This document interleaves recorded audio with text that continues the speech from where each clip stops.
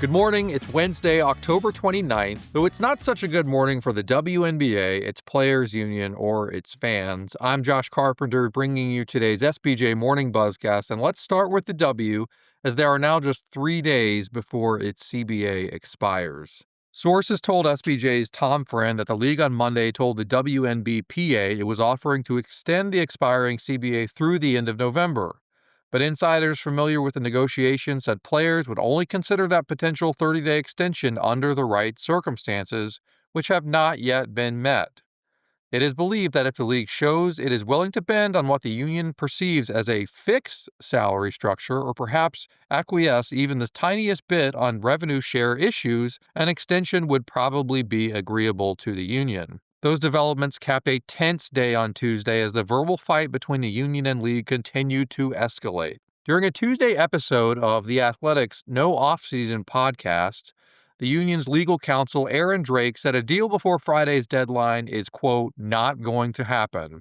And in a terse response yesterday, the WNBA issued a statement saying, in part, we urge the Players Association to spend less time disseminating public information and more time joining us in constructive engagement across the table. SBJ's friend noted that as part of that same statement, the league claimed it made a proposal to the union on October 1st, and that on Monday that proposal appeared to have been rejected. With no meeting held Tuesday and no sense of the future itinerary, Friend notes that odds continue to increase that the sides will either agree to extend the current CBA and continue talks next month, or begin a lockout or strike. So what's at the heart of this stalemate? We've talked on the Buzzcast about the revenue sharing impasse between the sides. The union wants salaries to grow as both league and team revenue increases, and remains disturbed that the league does not want team revenue shared with players.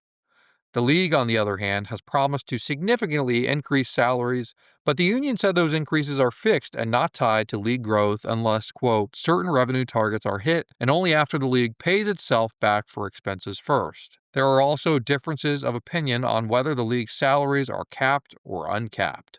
So the days keep winding down until this deadline. Drake said on that Athletic podcast, quote, labor peace is where we want to be, but we're not going to get there by being taken advantage of.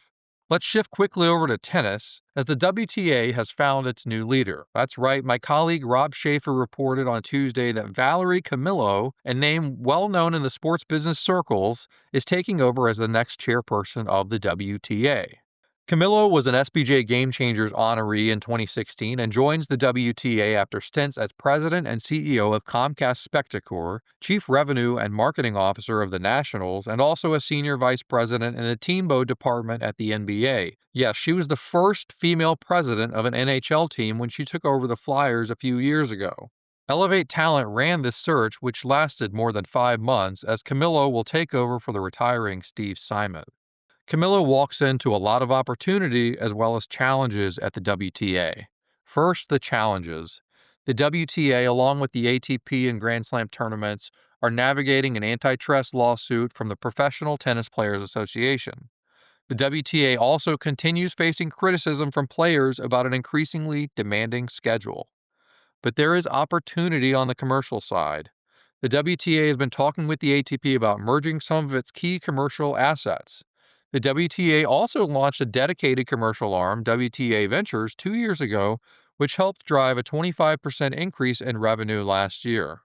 So there are some challenges as well as opportunities for Valerie Camillo as she takes over the WTA heading into 2026. We're starting to get some viewership figures for the World Series, and Fox has to be happy with the start they've gotten off to. Game 1 between the Dodgers and Blue Jays on Friday night averaged 13.3 million viewers across Fox, Fox Deportes, Univision, and Fox's streaming services, making it the second most watched World Series Game 1 since 2018, only trailing last year's Dodgers-Yankees opener. Meanwhile, Game 2 on Saturday night averaged 11.6 million viewers across all those same platforms, similarly making it the second most watched Game 2 dating back to 2019. Numbers for Monday night's 18-inning thriller are not yet available, but we expect those later in the week. And the positive early numbers for Fox come as the Blue Jays run has also delivered strong viewership in Canada on Sportsnet. So a really strong start for Fox and MLB to the World Series between the Blue Jays and Dodgers. We talked earlier about the WNBA's deadline coming up later this week, but I want to quickly point listeners to another Friday deadline that's coming up in Ponte Vedra Beach. The PGA Tour is under its new Brian Rolapp era, and the deadline is approaching for eligible employees to enter the organization's voluntary buyout program that was announced in late August. Sources inside the tour told me the program is available to employees whose age and tenure at the tour total 70 years or more. Sources also previously estimated to me that the buyouts were available to somewhere between 5 and 10% of the tour's employees globally, which numbers around 1,300 people. Eligible employees had until September 15th to express their interest in the program, and at that point, the tour was expected to provide employees with exact numbers in their buyout package. Employees would then have until November 1st to opt in or opt out. The PGA Tour has gone through a number of big changes this year. There was a reorganization of some departments, including its events division, in the late spring. Rolapp was hired this summer as the tour's new CEO, and just a few weeks ago, he brought on a pair of widely respected former NFL executives to head up the tour's commercial business and its communications. So now later this week, we'll see more changes at the PGA Tour.